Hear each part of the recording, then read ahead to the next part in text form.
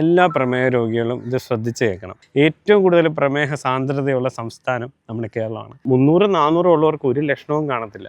അപ്പോൾ ഇങ്ങനെ അനിയന്ത്രണമായ ഷുഗർ കുറേ കാലം കഴിയുമ്പോഴത്തേക്കുമാണ് നമ്മൾ ഈ പേടിക്കുന്ന ഈ കിഡ്നിയുടെ അസുഖം, നരമ്പുകളെ ബാധിക്കുന്ന അസുഖം, അതുപോലെ അറ്റാക്ക്. 10 വർഷം കൂടെ കഴിയുമ്പം ഇത് നിയന്ത്രിച്ചില്ലെങ്കിൽ ഓരോ വാർഡിലും നമ്മൾ ഡയാലിസിസ് യൂണിറ്റുകൾ തുടങ്ങേണ്ടി വരും. ഡോക്ടറെ, പ്രമേഹം 12 വർഷമായിട്ടുണ്ട്, എനിക്ക് ഒരു കുഴപ്പമില്ലായിരുന്നു, ഇപ്പോഴാണ് ഈ പ്രശ്നം വന്നത്.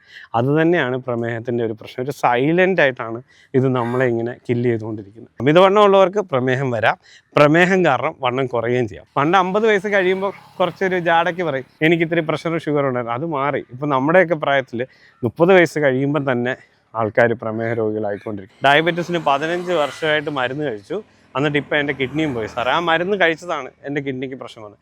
അതെല്ലാവരുടെയും ഒരു തെറ്റിദ്ധാരണയാണ്. സത്യത്തിൽ നമ്മൾ മരുന്ന് പ്രോപ്പറായിട്ട് കഴിക്കാത്തതുകൊണ്ടാണ് കിഡ്നിക്ക് പ്രശ്നം പറ്റിയത്. നമ്മുടെ രാജ്യത്ത് ഏറ്റവും കൂടുതൽ പ്രമേഹ രോഗികളുള്ളത് നമ്മുടെ കേരളത്തിലാണ്.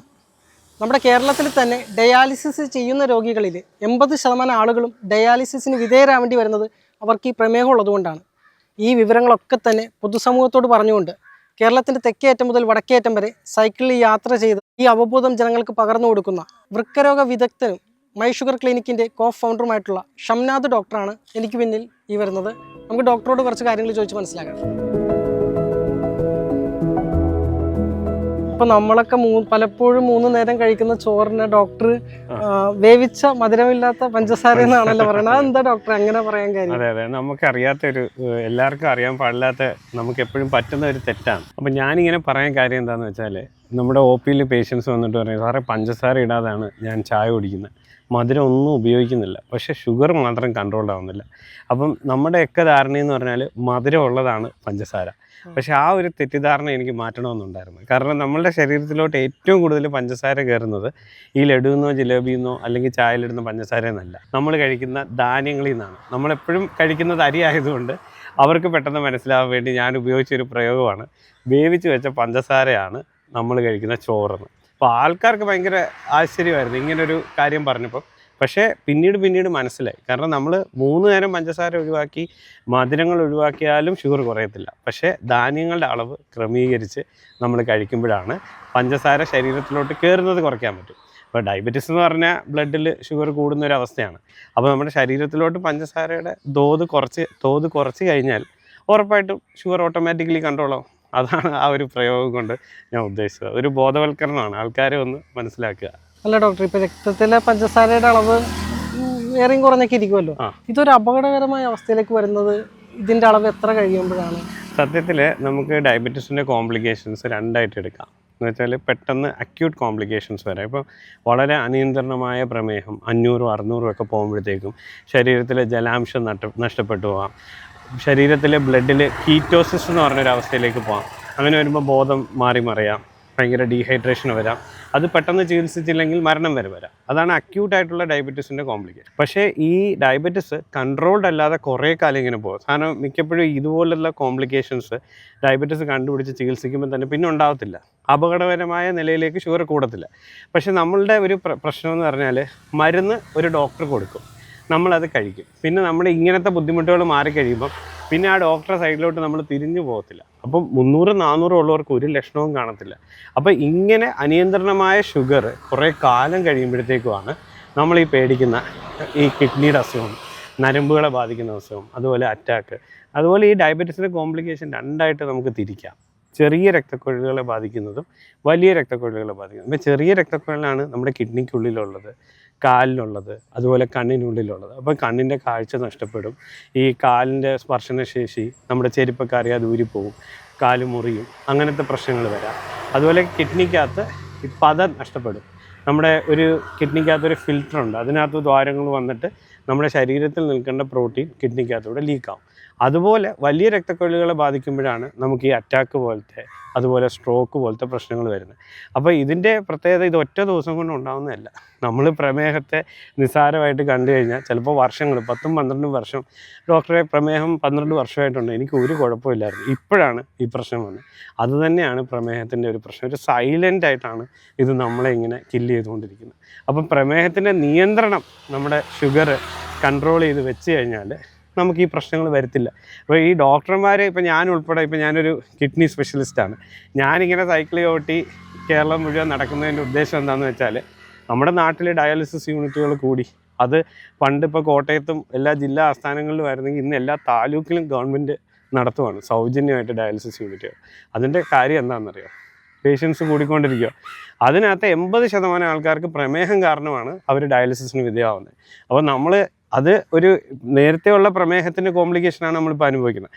ഇപ്പോഴത്തെ വേറൊരു പ്രശ്നമുണ്ട്. നമുക്ക് ചെറുപ്പക്കാരിൽ പണ്ട് 50 വയസ്സ് കഴിയുമ്പോൾ കുറച്ചൊരു ജാടയ്ക്ക് പറയും എനിക്കിത്തിരി പ്രഷറും ഷുഗറും ഉണ്ടായിരുന്നു, അത് മാറി. ഇപ്പോൾ നമ്മുടെയൊക്കെ പ്രായത്തിൽ 30 വയസ്സ് കഴിയുമ്പം തന്നെ ആൾക്കാർ പ്രമേഹ രോഗികളായിക്കൊണ്ടിരിക്കുക. അപ്പോൾ ഇതിൻ്റെ ഒരു വിപത്ത് കേരളം ഫേസ് ചെയ്യാൻ പോവുകയാണ്. കാരണം ഇനി ഒരു 10 വർഷം കൂടെ കഴിയുമ്പം ഇത് നിയന്ത്രിച്ചില്ലെങ്കിൽ ഓരോ വാർഡിലും നമ്മൾ ഡയാലിസിസ് യൂണിറ്റുകൾ തുടങ്ങേണ്ടി വരും. അപ്പോൾ ഇതാണ് എനിക്ക് ആൾക്കാരുടെ അടുത്ത് പറയാനുള്ളത്. പ്രമേഹത്തെ നമ്മൾ നിസ്സാരമായിട്ട് എടുക്കരുത്. അതിൻ്റെ നിയന്ത്രണം നമുക്ക് എളുപ്പമാണ്. ആദ്യ സമയത്ത് തന്നെ നിയന്ത്രിക്കണം. അല്ലാതെ പോയ വണ്ടിക്ക് കൈ കാണിച്ചിട്ട് കാര്യമില്ല. ഇപ്പോൾ എൻ്റെ OP-യിൽ വന്നിട്ട് പേഷ്യൻസ് പറയും സാറേ ക്രിയാറ്റിൻ കൂടി, ഇനി എന്തെങ്കിലും ചെയ്യാൻ പറ്റുമോ? സത്യത്തിൽ അത്രയും ഡാമേജ് വരുമ്പോഴാണ് ക്രിയാറ്റിൻ കൂടുന്നത്. അതിന് മുമ്പേ നമ്മളത് ഗവനിച്ചിരുന്നെങ്കിൽ ആ പ്രശ്നം അവർക്ക് വരത്തില്ല.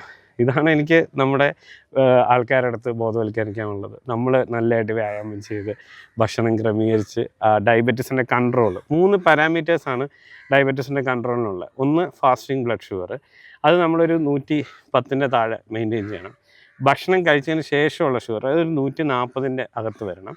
അതുപോലെ HbA1c എന്ന് പറയും, 3 മാസത്തെ ഡയബറ്റീസിൻ്റെ കൺട്രോൾ, അത് 6.5-നും 7-ൻ്റെ ഇടയിൽ നമ്മൾ മെയിൻറ്റെയിൻ ചെയ്ത് കഴിഞ്ഞാൽ ഈ പ്രശ്നം ഞാനിപ്പോൾ പേടിപ്പിച്ച കാര്യങ്ങളൊന്നും ഉണ്ടാവത്തില്ല. നമ്മൾ സാധാരണഗതിയിൽ ആരും അങ്ങനെ ഷുഗർ ഉണ്ടോയെന്ന് പോയി ടെസ്റ്റ് ചെയ്യാറില്ലല്ലോ പൊതുവെ. എന്തെങ്കിലുമൊക്കെ ഒരു ആവശ്യത്തിന് ഒരു ഹോസ്പിറ്റലിൽ ചെല്ലുമ്പോൾ ടെസ്റ്റ് ചെയ്യുമ്പോഴായിരിക്കും അയ്യോ എനിക്ക് ഷുഗർ ഉണ്ടെന്ന് അറിയുന്നത്. നമുക്കിത് ടെസ്റ്റ് ചെയ്യാതെ നമുക്ക് ഷുഗർ ഉണ്ടെന്ന് ശരീരം കാണിച്ചു തരുന്ന എന്തെങ്കിലും ലക്ഷണങ്ങളുണ്ടോ? നമ്മൾ സത്യത്തിൽ ഭയങ്കര വെരി ഹൈ ബ്ലഡ് ഷുഗേഴ്സ് ആണെങ്കിൽ മാത്രമാണ് അത്രയും ലക്ഷണങ്ങൾ, ഓസ്മോട്ടിക് സിംറ്റംസ് എന്ന് പറയും. എന്ന് വെച്ചാൽ ഭക്ഷണത്തിൽ പിന്നെ ബ്ലഡിലെ ഷുഗർ ക്രമാതീതമായി കൂടിക്കഴിയുമ്പോൾ നമ്മുടെ വായിലെ വെള്ളം പറ്റും, നമുക്ക് നിർജ്ജലീകരണം വരും. വെള്ളം ഇങ്ങനെ നഷ്ടപ്പെടുന്നതുകൊണ്ട് എപ്പോഴും വെള്ളം കുടിക്കുക. മൂത്രം കണ്ടിന്യൂസ് ആയിട്ട് പാസ് ചെയ്യും. രാത്രിയൊക്കെ 2-3 വട്ടം നമ്മൾ യൂറിൻ പാസ് ചെയ്യും. പിന്നെ ചില ഇൻഫെക്ഷൻസ് ഒക്കെ വരാം, സ്കിന്നിലൊക്കെ ഉള്ള ഇൻഫെക്ഷൻസ്, പിന്നെ അമിതമായ ദാഹം, ക്ഷീണം, തളർച്ച, അതൊക്കെ സത്യം പറഞ്ഞാൽ ഈ സിംറ്റംസ് വളരെ ഹൈ ഷുഗേഴ്സിലേ കാണത്തുള്ളൂ. ശരിക്കും നമുക്ക് പല പേഷ്യൻസ്, ഇപ്പോൾ നമുക്ക് ഈ IT മേഖലയിലൊക്കെ ഉള്ളവർക്ക് വർഷം അവർക്ക് സ്ക്രീനിങ് ടെസ്റ്റുകളുണ്ട്. ഇവരെ സത്യം പറഞ്ഞാൽ ടെസ്റ്റ് ചെയ്ത് കഴിയുമ്പോൾ ഇവർ ഞെട്ടിപ്പോവും. കാരണം ഇവർക്ക് ഡയബറ്റീസ് ഉണ്ടെന്ന് പറയും. അന്നേരം ഇവരുടെ ഷുഗർ നോക്കുമ്പോൾ 300-350 ഒക്കെ ഉണ്ട്, എന്നിട്ട് പോലും അവർക്ക് ലക്ഷണങ്ങളില്ല. അപ്പോൾ സത്യം പറഞ്ഞാൽ നമ്മൾക്ക് ഇതിനെക്കുറിച്ചൊരു ബോധവൽക്കരണം വേണം. ഇടയ്ക്കിടയ്ക്ക് നമ്മൾ സ്ക്രീൻ ചെയ്തുകൊണ്ടിരിക്കണം. പ്രത്യേകിച്ച് 40 വയസ്സൊക്കെ കഴിഞ്ഞിട്ടുള്ളവരാണ് വർഷത്തിൽ ഒരിക്കലെങ്കിലും നമ്മൾ പ്രമേഹത്തിൻ്റെ ടെസ്റ്റുകൾ ചെയ്ത് നോക്കണം. പിന്നെ വെരി ഹൈ ഷുഗേഴ്സിൽ ഇങ്ങനത്തെ ലക്ഷണങ്ങൾ ഞാനീ പറഞ്ഞ ദാഹം, അമിതമായ മൂത്രമൊഴിക്കുക, ക്ഷീണം, തളർച്ച, അങ്ങനെയൊക്കെ ഉള്ള കാര്യങ്ങൾ വരാം. എൻ്റെ അച്ഛനും അമ്മയ്ക്കോ ഷുഗർ ഉണ്ടെങ്കിൽ എനിക്കും ഉണ്ടാവും, എൻ്റെ അച്ഛനും അമ്മയ്ക്കോ ഷുഗർ ഇല്ലെങ്കിൽ എനിക്കും ഉണ്ടാവില്ല എന്ന് വിചാരിക്കുന്ന ഭൂരിഭാഗം ആളുകളെയും കണ്ടിട്ടുണ്ട്. അത് നല്ലൊരു ചോദ്യമാണ്. നമ്മൾ പിന്നെ ഈ ഒരു പ്രശ്നം നമ്മൾ പരിഹരിക്കണം. എന്ന് പറഞ്ഞാൽ അച്ഛനും അമ്മയ്ക്കും പ്രമേഹമുണ്ട്. ഇപ്പോൾ ചിലരുടെ നമ്മുടെ ഡയറ്റിൻ്റെ അവർ പറയും എനിക്ക് അച്ഛനും അമ്മയ്ക്കും പ്രമേഹമുണ്ട്, അതുകൊണ്ട് എനിക്ക് ഉറപ്പായിട്ടും പ്രമേഹം വരും, പ്രമേഹം വരുന്നിടം വരെ എന്തെങ്കിലും ഞാൻ മനസ്സമാനമായിട്ട് ഭക്ഷണം കഴിച്ചോട്ടെ. വളരെ തെറ്റിദ്ധാരണയാണ്. സത്യം പറഞ്ഞാൽ 10% ഉള്ളൂ ജനതികമായിട്ടുള്ള കമ്പോണൻറ്റ്. ബാക്കി 90% നമ്മുടെ എക്സസൈസ് ഇല്ലായ്മയും ഡയറ്റും കൊണ്ടാണ്. അപ്പോൾ അച്ഛനും അമ്മയ്ക്കും ഷുഗർ ഉണ്ടെങ്കിൽ നമുക്ക് ഷുഗർ വരാനുള്ള സാധ്യത കുറച്ച് കൂടുതലാണ്. പക്ഷേ നമ്മൾ നന്നായിട്ട് വ്യായാമം ചെയ്ത് ഡയറ്റൊക്കെ നോക്കി മുമ്പോട്ട് പോയാൽ നമുക്കതിനെ വൈകിപ്പിക്കാൻ പറ്റും, വരാതെ തന്നെ നോക്കാൻ പറ്റും. അതാണ് നമ്മൾ ശരിക്കും പറഞ്ഞാൽ ഒരു വിധിയാന്ന് പറഞ്ഞ് നമ്മൾ ഇതിനെ തള്ളിക്കളയരുത്. ഈ വിധിയെ നമുക്ക് മാറ്റി എഴുതാൻ പറ്റും. അത് ആ ഒരു ധാരണ നമ്മൾ മാറ്റണം. അച്ഛനും അമ്മയ്ക്ക് ഷുഗർ ഉണ്ടെങ്കിൽ നമുക്ക് ഷുഗർ വരണമെന്ന് നിർബന്ധമില്ല. പക്ഷേ അച്ഛനും അമ്മയിൽ നിന്നും നമ്മൾ മോശമായിട്ടുള്ള ഭക്ഷണക്രമം നമ്മളും ഫോളോ ചെയ്യുകയാണെങ്കിൽ നമുക്കും ഡയബറ്റീസ് ഉറപ്പായിട്ട് വരും. അപ്പോൾ എനിക്ക് നമ്മളിപ്പോൾ പേരൻസിൻ്റെ അടുത്ത് പറയാനുള്ളതെന്ന് വെച്ചാൽ നമ്മുടെ മക്കൾ കണ്ടുപഠിക്കുന്നത് നമ്മൾ കഴിക്കുന്ന ആഹാരം. ഇപ്പോൾ അവരുടെ മുമ്പിൽ ഇരുന്ന് നമ്മൾ പെപ്സിയും KFCയും അതുപോലെ പൊറോട്ടയും ബീഫും ഒക്കെ കഴിക്കുമ്പോഴാണ് നമുക്ക് ഭയങ്കര സന്തോഷം വരുന്നതെങ്കിൽ ഉറപ്പായിട്ടും മക്കൾക്കും അത് കിട്ടുമ്പോഴേ അത് സന്തോഷം വരും. അപ്പം നമ്മൾ നല്ല ഭക്ഷണക്രമം പറഞ്ഞു കൊടുക്കുക, നമ്മൾ അവരുടെ മുമ്പിൽ നല്ല മാതൃകയാക്കുക. അങ്ങനെ വരുമ്പോൾ അവരും പെപ്സി കുടിക്കത്തില്ല. അവരുടെ മുമ്പിൽ ഇരുന്ന് നമ്മൾ സാലഡ് കഴിച്ചാൽ അവർക്കും സാലഡ് കഴിക്കുമ്പോൾ എന്തോ ഒരു ഇതാണ്. നമ്മൾ വളരെ രുചിയോട് ഫ്രൂട്ട്സ് കഴിച്ച് കാണിച്ചു കൊടുത്താൽ മക്കളും ഫ്രൂട്ട്സ് വളരെ രുചിയോടുകൂടി കഴിക്കും. അപ്പം നമ്മൾ നല്ല മാതൃകയാക്കുക. ഈ കൊക്കക്കോള, പെപ്സി അങ്ങനെയുള്ള സാധനങ്ങൾ ഒഴിവാക്കുക, ജങ്ക് ഒഴിവാക്കുക, വ്യായാമം ചെയ്യുക. അങ്ങനെ ഒരു നല്ല ശീലം നമ്മൾ നമ്മുടെ മക്കൾക്ക് പകർന്നു കൊടുത്താൽ നമുക്കും പ്രമേഹം വരത്തില്ല, നമ്മുടെ മക്കൾക്കും പ്രമേഹം വരത്തില്ല. അപ്പോൾ ഈ ഒരു ധാരണ മാറ്റണം. ഇതൊരു വിധിയല്ല, നമുക്ക് മാറ്റി എഴുതാൻ പറ്റുന്ന കാര്യമേ ഉള്ളൂ. ഡോക്ടർ അതുപോലെയുള്ള ഒരു സംശയമാണേ, ചിലർ പെട്ടെന്ന് വണ്ണം വെച്ച് കഴിഞ്ഞ ആളുകൾ ഷുഗർ ഉണ്ടോയെന്ന് ചോദിക്കും, പെട്ടെന്ന് മെലിഞ്ഞാലും ചോദിക്കും ഷുഗർ ഉണ്ടോയെന്ന്. അതെന്താ ഷുഗർ വരുമ്പോൾ ചിലർ വണ്ണം വയ്ക്കുകയും ചിലർ മെലിയുകയും? അത് ശരിക്കും പറഞ്ഞാൽ ഈ ഒരു പണ്ട് കാലത്ത് ഡയബറ്റീസ് വരുമ്പോൾ പെട്ടെന്ന് ക്ഷീണിക്കുമായിരുന്നു. അപ്പോൾ നമ്മൾ ചോദിക്കും നിങ്ങൾ ക്ഷീണിച്ചല്ലോ ഷുഗർ ഉണ്ടോയെന്ന്.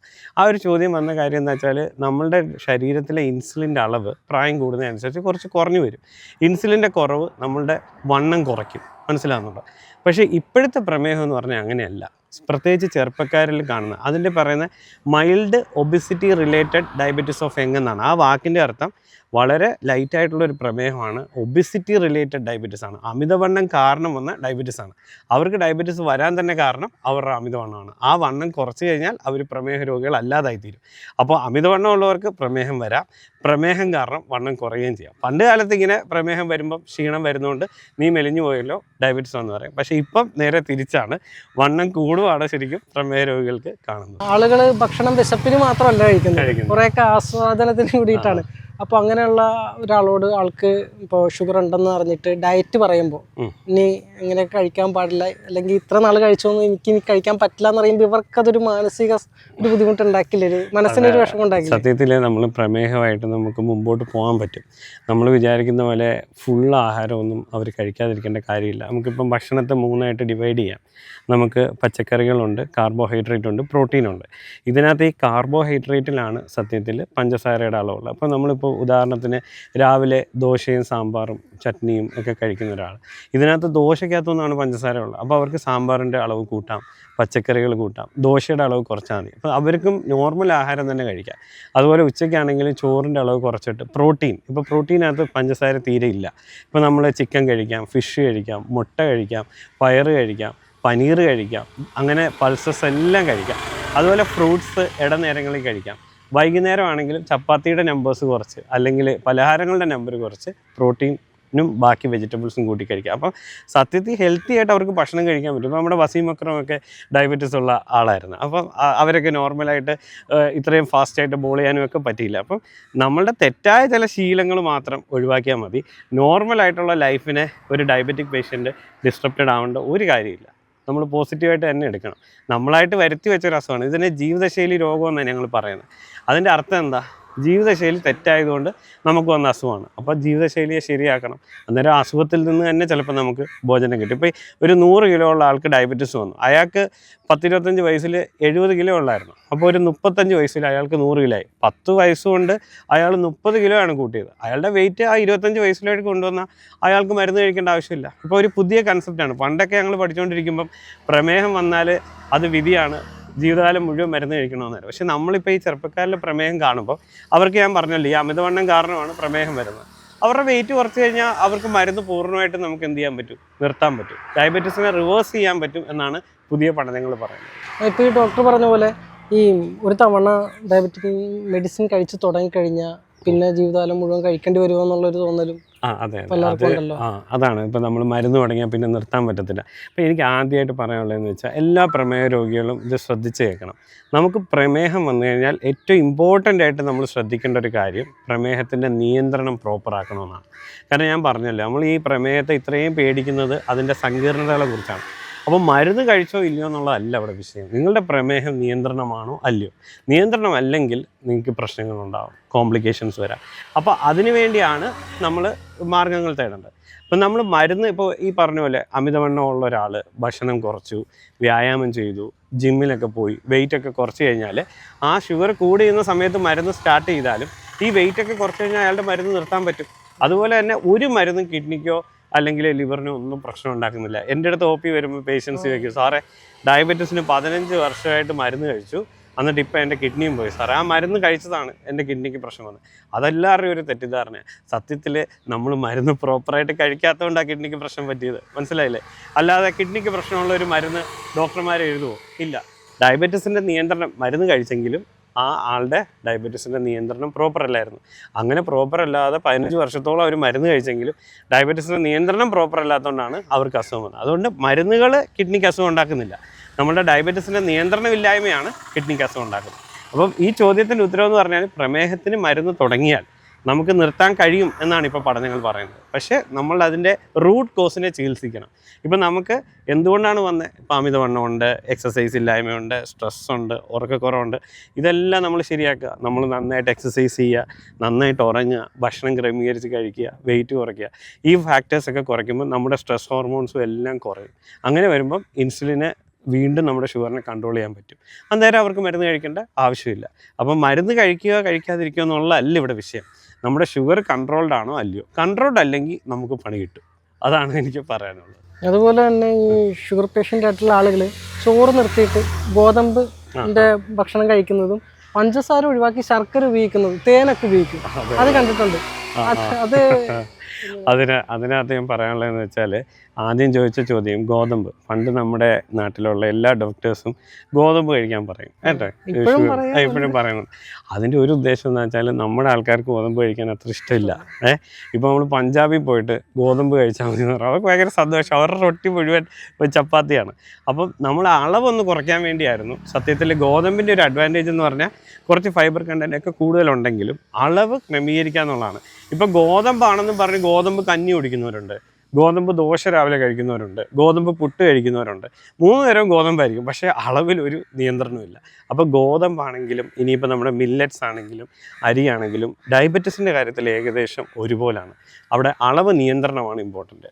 ഇതിനകത്തെല്ലാം ഞാൻ പറഞ്ഞ ധാന്യങ്ങളാണ്. ധാന്യങ്ങളിലെല്ലാം നമ്മൾ പറഞ്ഞ വേവിച്ച് വെച്ച പഞ്ചസാരയുടെ എഫക്റ്റ് ഉണ്ട്. അപ്പോൾ അളവ് നിയന്ത്രണമാണ്. അല്ലാതെ ഗോതമ്പിന് അഡീഷണൽ അഡ്വാൻറ്റേജസ് ഒന്നുമില്ല. അരി തന്നെ കഴിക്കാം. 3 നേരം ചോറ് കഴിച്ചാൽ പോലും ഡയബറ്റീസിനെ നിയന്ത്രിക്കാൻ പറ്റുമെന്നുള്ളതാണ് ഇതിൻ്റെ ഒരു പോസിറ്റീവ് വശം.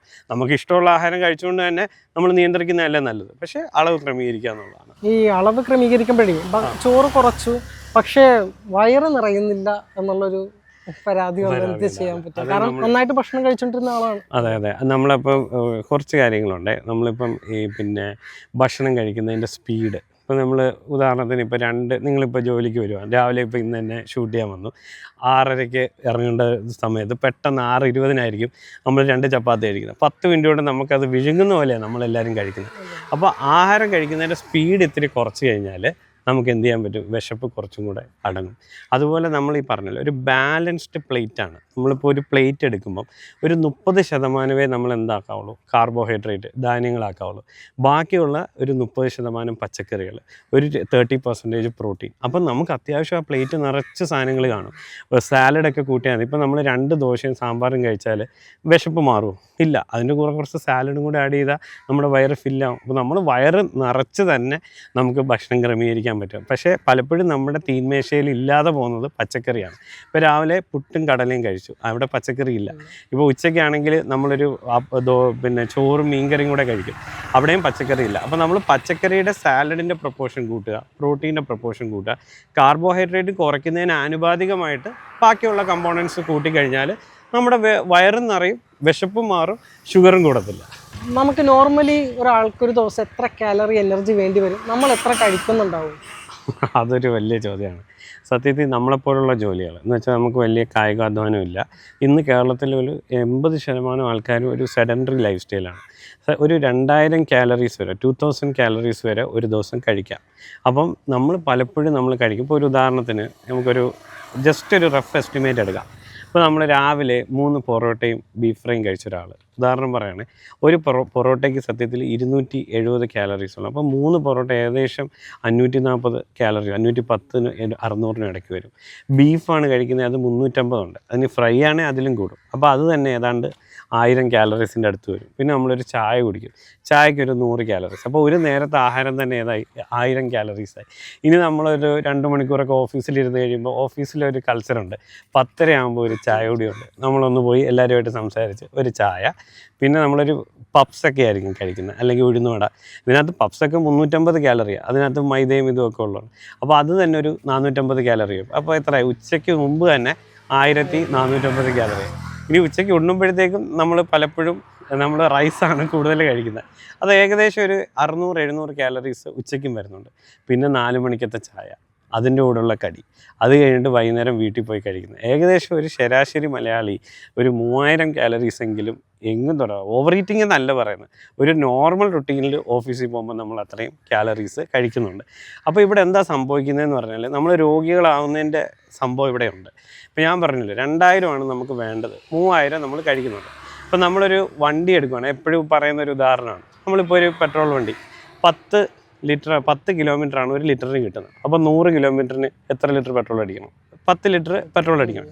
അപ്പം നമ്മളൊരു 20 ലിറ്റർ അടിച്ചെന്ന് വെച്ചോ, വണ്ടിക്കകത്ത് എന്ത് ചെയ്യും? 100 കിലോമീറ്ററേ പോയുള്ളൂ, ബാക്കിയുള്ള പെട്രോൾ ആ വണ്ടി തന്നെ കിടക്കും അല്ലേ? പക്ഷെ നമ്മുടെ ശരീരം അങ്ങനെയല്ല. നമ്മളിന്ന് 2000 വേണ്ടെടുത്ത് 3000 നമ്മൾ കഴിച്ചു. ഈ ബാക്കി വരുന്ന 1000 വേസ്റ്റ് ആക്കത്തില്ല, ഒരു തുള്ളി ഭക്ഷണം പോലും നമ്മുടെ ബോഡി വേസ്റ്റ് ആക്കത്തില്ല, ഫാറ്റായിട്ട് കൺവേർട്ട് ചെയ്യും. ലിവർ എന്ന് പറഞ്ഞാൽ നമ്മുടെ ശരീരത്തിലൊരു ഫാക്ടറി പോലെ. ഈ അമിതമായി വന്ന കാലറീസിന് അവരെന്തായിട്ട് മാറ്റും? ലിവർ ഫാക്ടറി പോയിട്ട് കൊഴുപ്പായിട്ട് സ്റ്റോർ ചെയ്യും. നമ്മുടെ ഒരു കരുതൽ ഇന്ധനമാണ് കൊഴുപ്പ്. അപ്പോൾ നമ്മുടെ റിസർവ് ഫ്യൂവൽ എന്ന് പറയുമ്പോൾ നമ്മൾ ബൈക്കൊക്കെ റിസർവ് ആവണമെങ്കിൽ എന്ത് വേണം? പെട്രോൾ അടിക്കാതെ ഓടിക്കണം. അപ്പം നമ്മളൊന്നും സത്യത്തിൽ ഒരിക്കലും റിസർവ് ആവുന്നില്ല, എല്ലാ ദിവസവും ഇങ്ങനെ ഫില്ല് ചെയ്തുകൊണ്ടിരിക്കുക.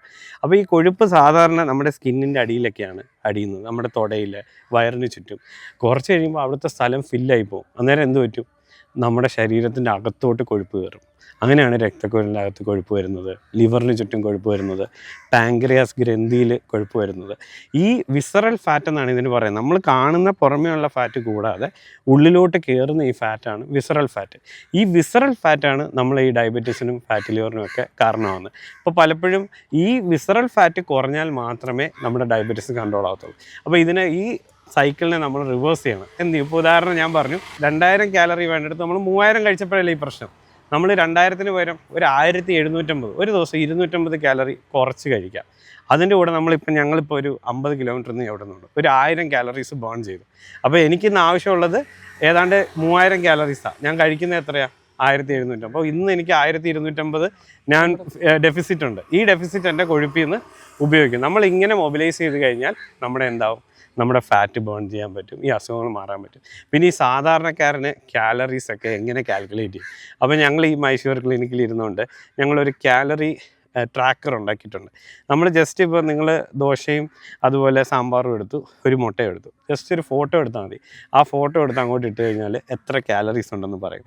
അതിനകത്ത് പച്ചക്കറി എത്ര ഉണ്ട്, പ്രോട്ടീൻ എത്ര ഉണ്ട്, എല്ലാം പറയും. അങ്ങനെ നോക്കി ഒരു 2000 കാലറീസിലേക്ക് നിങ്ങളൊക്കെ ഭക്ഷണം കറക്റ്റായിട്ട് കഴിച്ചു കഴിഞ്ഞാൽ നമുക്ക് മലയാളികൾക്ക് വളരെ ഹെൽത്തി ആയിട്ട് മുമ്പോട്ട് പോകാൻ പറ്റും. അപ്പോൾ കാലറി കൗണ്ട് ചെയ്ത് കഴിക്കേണ്ട ഒരു കാലഘട്ടത്തിലേക്ക് നമ്മൾ വന്നു. നമുക്ക് അത്രയും ഭക്ഷണം, ഇതിപ്പോൾ ഞാനൊരു നോർമൽ ഇതാണ് പറഞ്ഞത്, ഇതിൻ്റെ ഇടയ്ക്ക് ബർത്ത്ഡേ പാർട്ടി വരും, അല്ലെങ്കിൽ നമ്മൾ ഔട്ട് ചെയ്ത് ട്രീറ്റ് വരും, നമ്മൾ അതിനെല്ലാം പോയി നമ്മൾ ഓവർ ഈറ്റ് ചെയ്താണ് നമ്മൾ ഈ അസുഖങ്ങളെല്ലാം വരുത്തി വെക്കുന്നത്. ഡോക്ടർ ഇപ്പോൾ ഒരു വൃക്കരോഗ വിദഗ്ധനും കൂടിയാണല്ലോ. അപ്പോൾ ഈ പ്രമേഹം നമ്മുടെ വൃക്കകളെയൊക്കെ തകരാറിലാക്കുന്ന ഒരു സാഹചര്യത്തിലേക്ക് വരുന്നത് എന്തുകൊണ്ടായിരുന്നു? അത് ഞാൻ പറഞ്ഞല്ലോ, ഇപ്പോൾ നമ്മുടെ ഡയബറ്റീസിൻ്റെ നിയന്ത്രണം പ്രോപ്പർ അല്ലെങ്കിൽ ഈ പ്രമേഹം കിഡ്നീനെ ബാധിക്കും. അതിനകത്ത് രക്തക്കുഴലിന് വീർപ്പാണ് ആദ്യം വരുന്നത്. എന്നിട്ട് നമുക്കൊരു ഫിൽറ്ററുണ്ട്, ആ ഫിൽറ്റർ ലീക്കായി പോകും. നമ്മുടെ കിഡ്നിക്കകത്ത് ഫിൽറ്റർ എന്ന് പറഞ്ഞാൽ ഒരു അരിപ്പ പോലെയാണ്. ഇപ്പോൾ നമ്മൾ ചായ അരിക്കുമ്പോൾ ചായപ്പൊടി എവിടെ കിടക്കണം? അരിപ്പയുടെ മുകളിൽ കിടക്കണം. ചായ മാത്രമല്ലേ താഴോട്ട് പോകുള്ളൂ.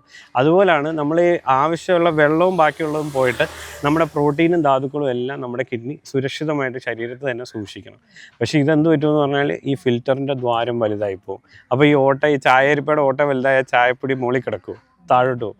അങ്ങനെ പ്രോട്ടീൻ ലീക്കാവും. ഇങ്ങനെ പ്രോട്ടീൻ ലീക്കായി ബാക്കിയുള്ള കിഡ്നീനെയും കൂടെ ബാധിച്ച് ക്രിയാറ്റിൻ കൂടി അവർ ഡയാലിസിസ് പേഷ്യൻ്റ് ആവും. അപ്പം ഡയാലിസിസ് ഇത്രയൊന്നും നിങ്ങൾ മനസ്സിലാക്കിയില്ലെങ്കിലും നിങ്ങളുടെ ഡയബറ്റീസിൻ്റെ നിയന്ത്രണമില്ലായ്മയാണ് നിങ്ങളുടെ കിഡ്നീനെ ബാധിക്കുന്നത്. അപ്പോൾ ഡയബറ്റീസ് നിയന്ത്രിച്ചില്ലെങ്കിൽ ഉറപ്പായിട്ടും നമ്മുടെ കിഡ്നീനെ ബാധിക്കും. ഈ ആളുകളൊക്കെ കുഴഞ്ഞു വീണ് മരിക്കുന്നത്, ഹാർട്ട് അറ്റാക്ക് ഒന്നും ഇപ്പോൾ നേരത്തെ കൂടുതലായിട്ട് നമ്മൾ വാർത്തകളിൽ കാണുന്നുണ്ട്. ഈ പ്രമേഹമായിട്ട് അതിനുള്ളൊരു അതെ. ഇപ്പം ഞാൻ കഴിഞ്ഞ ദിവസം ഒരു കാർഡിയോളജിസ്റ്റുമായിട്ട് സംസാരിക്കുകയായിരുന്നു. വളരെ ചെറുപ്പക്കാർക്കെല്ലാം ഇങ്ങനെ ചെറിയൊരു നെഞ്ചുവേദന വന്നു. ഇപ്പം നമ്മൾ പലപ്പോഴും ഈ കുഴഞ്ഞു വീണ് മരിക്കുക എന്ന് വെച്ചാൽ 2 കാരണങ്ങൾ കൊണ്ട് വരാം. ഇപ്പം രക്തക്കുഴലിൻ്റെ പ്രശ്നം കൊണ്ട് സഡൻ അറ്റാക്ക് വന്നിട്ട് പ്രശ്നം വരാം. അല്ലെങ്കിൽ ഈ ഹാർട്ടിൻ്റെ വയറിങ് എന്ന് പറയും, ഈ നെഞ്ചിടിപ്പിൻ്റെ പ്രശ്നം, പെട്ടെന്ന് അറിത്മിയസിലേക്ക് പോകാം. അപ്പോൾ ഈ രക്തക്കുഴലിൻ്റെ ബ്ലോക്ക് വരുന്ന ചെറുപ്പക്കാരായിട്ടുള്ള പേഷ്യൻസ് പലരും ആൻജിയോഗ്രാം ചെയ്ത് ബ്ലോക്ക് ഉണ്ടെന്ന് പറയുമ്പോൾ അവർ ഞെട്ടിപ്പോവുക. അന്നേരം അവരുടെ ഷുഗറൊക്കെ നോക്കുമ്പോഴത്തേക്കും അവർക്ക് ഡയബറ്റീസ് ഒക്കെ ഉണ്ട്. അപ്പോൾ ഡയബറ്റീസ് വലിയൊരു കോൺട്രിബ്യൂഷനാണ്. പിന്നെ സ്മോക്കിങ്, പിന്നെ സെഡൻറ്ററി ലൈഫ് സ്റ്റൈൽ, ഇതെല്ലാം നമ്മുടെ സഡൻ കാർഡിയക് അറസ്റ്റിലേക്കും ഈ കാർഡിയക് ഡിസീസിലേക്കും നമ്മളെ വഴിവെക്കുന്നുണ്ട്. അപ്പം നമ്മുടെ തെറ്റായ ജീവിതശൈലിയാണ് നമ്മളിവിടെ ഇങ്ങനെ എപ്പിഡമിക്കായിട്ട് പോകുന്നത്. ഇതിനെ നിയന്ത്രിച്ചില്ലെങ്കിൽ പല തരത്തിലാണ് നമ്മളെ ഇത് ബാധിച്ചുകൊണ്ടിരിക്കുന്നത്. അപ്പോൾ ഈ സഡൻ കാർഡിയാക് ഡെത്തിനും കാർഡിയാക് അറസ്റ്റിനും എല്ലാം ഡയബറ്റിസ് ഒരു കാരണമാണ്. ഡോക്ടർ, അതുപോലെ പ്രമേഹമുള്ളവർക്ക് അറ്റാക്ക് വന്നാൽ അറിയത്തില്ല, വേദന ഉണ്ടാവില്ല എന്ന് അത് വളരെ സിവിയർ ആയിട്ടുള്ള പ്രമേഹമുള്ളവർക്ക് ന്യൂറോപ്പതി ഉണ്ട്. ന്യൂറോപ്പതി വരുമ്പോൾ നമുക്ക് വേദന അറിയാതെ പോകാം. അങ്ങനെ സൈലൻ്റ് അറ്റാക്ക് പോലെയും പ്രമേഹമുള്ളവർക്ക് വരാം. അത് വളരെ അഡ്വാൻസ്ഡ് ആയിട്ടുള്ള ഡയബറ്റീസിൽ നമുക്ക് അങ്ങനെ വരാം. ഈ ജീവിതശൈലി രോഗങ്ങളെ കുറിച്ച് ആൾക്കാർക്ക് കുറച്ചുകൂടി അവബോധം ഉണ്ടാവാൻ വേണ്ടിയിട്ട് ഡോക്ടർ അങ്ങ് ഇറങ്ങി ഒരു ടീമുമായിട്ട് സൈക്ലിംഗ് കേരളത്തിന്റെ അങ്ങേയറ്റം മുതൽ തെക്ക് മുതൽ വടക്കേറ്റം വരെയൊക്കെ ട്രാവൽ ചെയ്തു. ആൾക്കാരൊക്കെ നേരിട്ട് കണ്ട് ഇതിനെ പറ്റിയിട്ട് അവർക്ക് പറഞ്ഞു കൊടുക്കുന്നു. അങ്ങനത്തെ ഒരു ഉദ്യമം സ്റ്റാർട്ട് ചെയ്യാനായിട്ടുള്ള ഒരു കാരണം ഞാൻ പറഞ്ഞല്ലോ, ഇപ്പം ഞങ്ങൾ കുറച്ച് നെഫ്രോളജിസ്റ്റുകളാണ് ഈ മൈഷൂർ ക്ലിനിക്ക് സ്റ്റാർട്ട് ചെയ്തത്. കാരണം ഞങ്ങൾക്ക് ഇതൊന്നും പ്രിവെൻറ്റ് ചെയ്യണം. സത്യത്തിൽ ഞങ്ങളുടെ തന്നെ പണി ഇല്ലാതാക്കാൻ വേണ്ടിയാണ് ഞങ്ങൾ ഈ ഉദ്യമത്തിന് ഇറങ്ങിത്തിരിച്ചിരിക്കുന്നത്.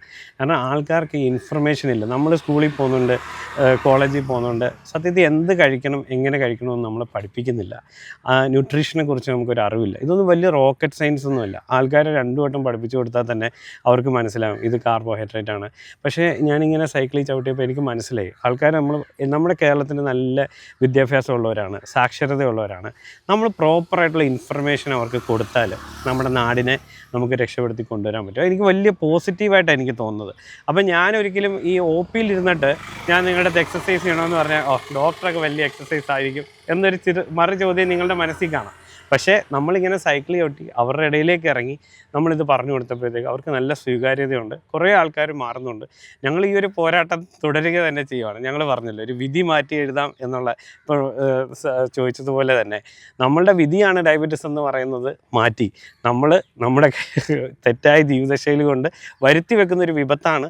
ജീവിതശൈലി ശരിയാക്കിയാൽ ഇതിനെ ശരിയാക്കാം എന്നുള്ളൊരു വലിയ മെസ്സേജാണ് ഈ യാത്രയിലൂടെ കൊടുക്കുന്നത്. അപ്പോൾ നമ്മളൊരു ഉദാഹരണം പറയാം. നമുക്കൊരു പനി വന്നു. പനി വരുമ്പോൾ പാരസെറ്റമോൾ പനി മാറ്റും അല്ലേ? എന്തുകൊണ്ടാണ് പനി വന്നതെന്ന് നോക്കി നമ്മൾ ചികിത്സിച്ചില്ലെങ്കിൽ ചൂട് മാത്രമേ മാറത്തുള്ളൂ, നമ്മുടെ അസുഖം മാറത്തില്ല. ഇപ്പോൾ ഒരു ബാക്ടീരിയ കാരണമാണ് നമുക്ക് പനി വന്നെങ്കിൽ ആ ബാക്ടീരിയ മാറാനായിട്ടുള്ള ആൻറ്റിബയോട്ടിക് നമ്മൾ കഴിക്കണം. അതുപോലെ തന്നെയാണ് നമ്മളുടെ ലൈഫ് സ്റ്റൈലിൻ്റെ പ്രശ്നമാണ് പ്രമേഹം. അപ്പോൾ പ്രമേഹത്തെ നമ്മൾ മരുന്ന് കൊണ്ട് മാത്രം ചികിത്സിക്കുന്നതിൽ ഒരു അപൂർണതയുണ്ട്. നമ്മളുടെ ജീവിതശൈലി ശരിയാക്കിക്കൊണ്ട് ജീവിതശൈലി ശരിയാക്കിക്കൊണ്ട് തന്നെ പ്രമേഹത്തെ ചികിത്സിക്കണം. നമ്മളുടെ എക്സസൈസ്, ഡയറ്റിങ്, നമ്മുടെ സ്ട്രെസ്സ് കുറയ്ക്കൽ, ഉറക്കം ശരിയാക്കൽ, അതാണ് ഏറ്റവും സ്ട്രോങ്ങസ്റ്റ് ടൂള്. അത് ശരിയാക്കി അതിനോടൊപ്പം മെഡിസിൻ കൂടെ കൊടുത്താൽ നമുക്ക് അൺകൺട്രോൾഡ് ഡയബറ്റിസ് എന്ന് പറയുന്നതിനെ കേരളത്തിൽ ഇല്ലാതാക്കാം. ഏറ്റവും കൂടുതൽ പ്രമേഹ സാന്ദ്രതയുള്ള സംസ്ഥാനം നമ്മുടെ കേരളമാണ്. ഇത് നമുക്ക് മാറ്റിയെടുക്കണം. നമ്മളെല്ലാവരും ഒരുമിച്ച് ഈ മെസ്സേജുകൾ മാക്സിമം ഇറക്കി നമ്മളുടെ ഡയറ്റിങ്ങിനെ കുറിച്ചും എക്സസൈസിനെ കുറിച്ചും ജീവിതശൈലിയെക്കുറിച്ചും ഒക്കെ പഠിപ്പിച്ചു കൊടുത്താൽ ആൾക്കാർക്ക് അത് മാറ്റം വരും. അറിവില്ലാത്തതാണ് നമ്മുടെ ജനങ്ങളുടെ പ്രശ്നം. ആ 1-ാം നമ്പർ എന്ന് പറയുന്നത് നമ്മൾ ഇന്ത്യയിൽ ഏറ്റവും അവസാനമാണ്. ഡയബറ്റിക് സാന്ദ്രതയിൽ ഇനി നമുക്ക് മുന്നോട്ട് പോകണ്ട. നമ്മൾ ഡയബറ്റിക് ക്യാപിറ്റൽ അല്ലാതാക്കുക, നമ്മുടെ വിധി തന്നെ നമ്മൾ മാറ്റി എഴുതാൻ പോവുകയാണ്. അതാണ് ഞങ്ങളുടെ ഉദ്ദേശം.